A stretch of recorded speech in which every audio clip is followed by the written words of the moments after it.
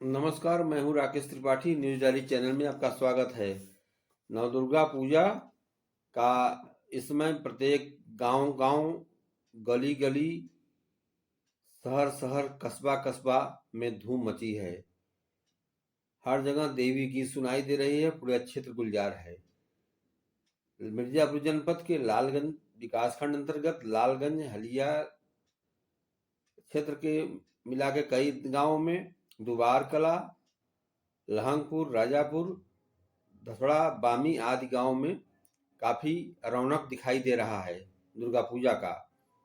नवयुवक माँ दुर्गा पूजा समिति धसड़ा के द्वारा भी अष्टमी के दिन, नवरात्र के अंतिम दिन के एक दिन पहले कन्या पूजन कर उनका पांव पखारने के बाद विधि विधान से भोजन प्रसाद ग्रहण कराया गया। नवरात्र के अंतिम दिन कन्या पूजन का विशेष महत्व होता है। व्रत रखने वाले भक्त कन्याओं को भोजन कराने के बाद ही अपना व्रत खोलते हैं। साथियों, माँ के भक्तों द्वारा कन्या को देवी का माँ का स्वरूप माना जाता है। मानता है कि इस दिन कन्याओं को भोजन कराने से घर में सुख और शांति तथा संपन्नता आती है। कन्या भोज के दौरान नौ कन्याओं का होना पुराणों में आवश्यक माना गया है। कहा गया है कम नौ कन्याओं से कम संख्या न हो, 9 से अधिक भले हो जाए। इसमें यदि कन्याएं 10 वर्ष से कम आयु की हों तो आयोजक को माँ के भक्त को कभी धन की कमी नहीं होती है और उनका जीवन उन्नतशील रहता है। नवयुवक दुर्गा पूजा समिति धसड़ा के पुरोहित पंडित अवधेश तिवारी का कहना है कि नवरात्र में कन्या पूजन का बहुत ही महत्व होता है।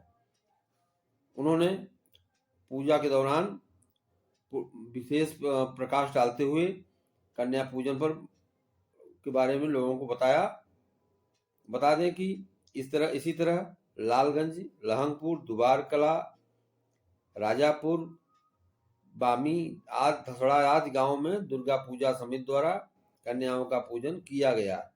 सभी जगह अष्टमी व नवमी को कन्याओं का पूजन करके उन्हें भोजन कराया जाता है। जानकारों का मानना है कि नवरात्र के अष्टमी और नवमी के दिन कन्या पूजन से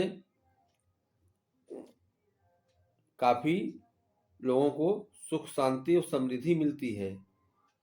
कन्या पूजन का विधान ग्रंथों में भी बताया गया है। इसके पीछे शास्त्रों में वर्णित तथ्य यही है कि 2 से 10 साल तक की उम्र की कम से कम 9 कन्याओं को भोजन कराने से हर तरह से दोष खत्म होते हैं। दुर्गा पंडालों में कन्याओं को भोजन बनाने से पहले देवी को नैवेद्य लगाकर भेंट करने वाली चीज चढ़ाए जाते हैं, जिसमें फल फूल आदि होते हैं।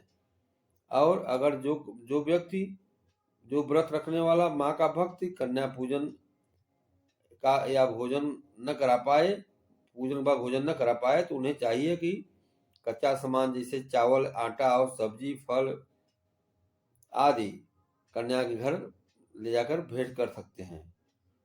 कन्या जितने खुश रहेगी उतने माँ की कृपा बनी रहेगी। यह पौराणों में भी कहा गया है और पूर्वजों का भी यही मानना है और विद्वान भी यही मानते हैं।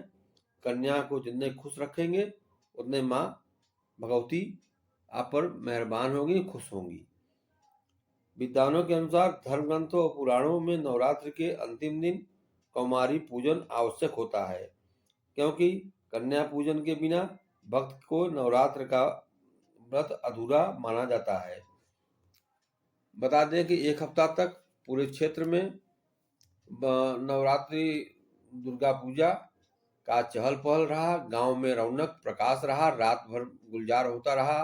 देवी गीतों के से पूरा क्षेत्र गुलजार रहा और देर रात तक लोग रात्रि जागरण और देवी गीत के माध्यम से लोगों को साथ मिलकर गाते थे और माँ को प्रसन्न करने के लिए अपना पूजन के साथ साथ आरती पूजन के बाद भजन कीर्तन में शामिल रहते थे।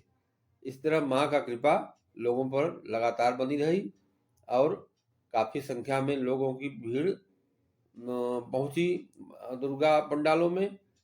गांव कस्बा कस्बा शहर की तरह गुलजार रहा। लोग काफी संख्या में पहुंच रहे। बता दें कि धसड़ा नवयुवक दुर्गा पूजा समिति के गणेश प्रसाद सरोज, भूपेंद्र सिंह, प्रिंस तिवारी, रविंदर सिंह, हरिकृष्ण वर्मा, गुड्डू विश्वकर्मा, संगमलाल गुप्ता, महेश विश्वकर्मा, ब्रिजेश सरोज, जयप्रकाश, डॉक्टर सुनील कुमार, पवन कुमार सरोज, दिनेश सरोज, अजीत विश्वकर्मा आदि भक्तगण मौजूद रहे। यह खबर आपको कैसी लगी कृपया कमेंट में बताएं और चैनल को सब्सक्राइब करें। नमस्कार, धन्यवाद।